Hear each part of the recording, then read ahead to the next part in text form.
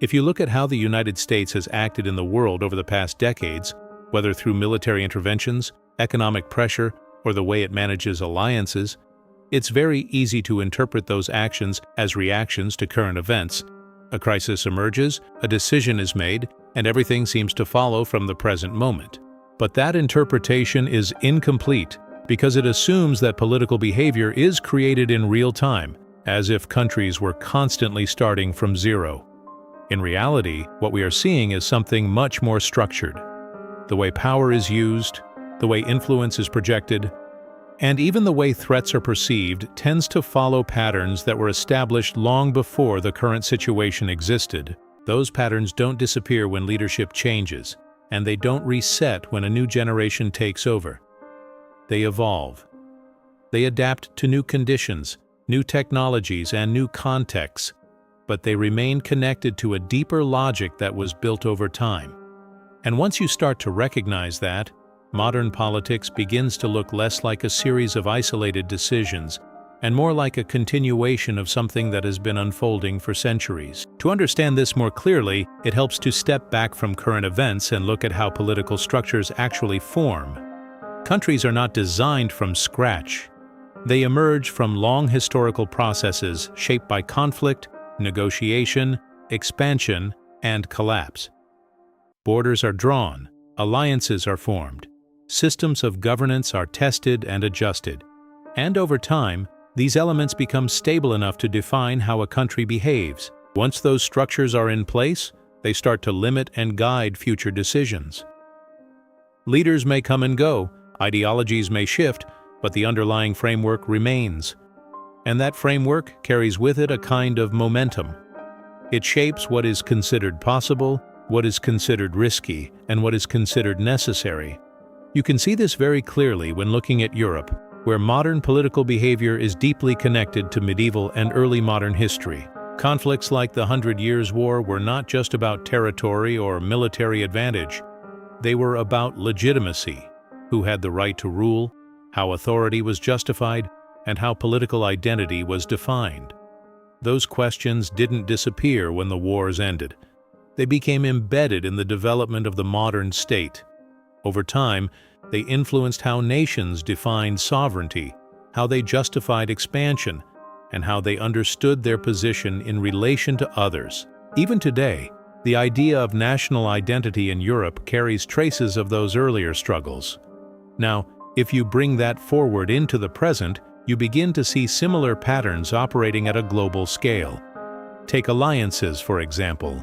Organizations like NATO are often explained in terms of current security needs, but their existence and behavior only make sense when you consider the historical context that shaped them, particularly the balance of power established after major conflicts in the 20th century, which itself was influenced by earlier European power dynamics. The same applies to how countries respond to geopolitical pressure. When Russia reacts strongly to movements near its borders, or when China asserts control over strategic regions, those actions are often interpreted as immediate political choices. But they are also deeply connected to historical experiences, past invasions, territorial losses, or periods of instability that shaped how those countries perceive risk and control. Even within the United States, political behavior reflects historical continuity. The idea of projecting power beyond national borders, of influencing global systems, and of maintaining strategic dominance did not appear recently. It developed over time, particularly throughout the 20th century, and became part of how the country operates on the international stage. When someone like Donald Trump challenges alliances or pushes for renegotiation of international agreements, it may appear as a break from tradition, but in many ways it is a variation within an existing framework. The underlying logic, prioritizing national interest, questioning external commitments, recalibrating power relationships, is not new. It is part of a longer historical pattern, expressed in a different style. What changes is not the existence of these patterns, but how they are applied. Different leaders emphasize different aspects of the same structure, but they rarely operate outside of it. That's why political shifts often feel significant in the moment. but still follow recognizable trajectories when viewed over a longer period. Another layer that reinforces this continuity is collective memory. Not memory in the sense of exact historical knowledge, but a broader sense of identity shaped by past experiences. Nations develop narratives about themselves, about who they are, what they have endured, and what they represent. Those narratives influence how they interpret events and how they justify their actions. This is one of the reasons why two countries can face similar situations and respond in completely different ways. It's not just about strategy or resources. It's about perception, and perception is shaped by history. What one country sees as a manageable risk, another may see as an unacceptable threat based on experiences that go back generations. Empires offer a particularly clear example of how history persists. When an empire expands, it creates systems, administrative, economic, cultural, that reorganize entire regions.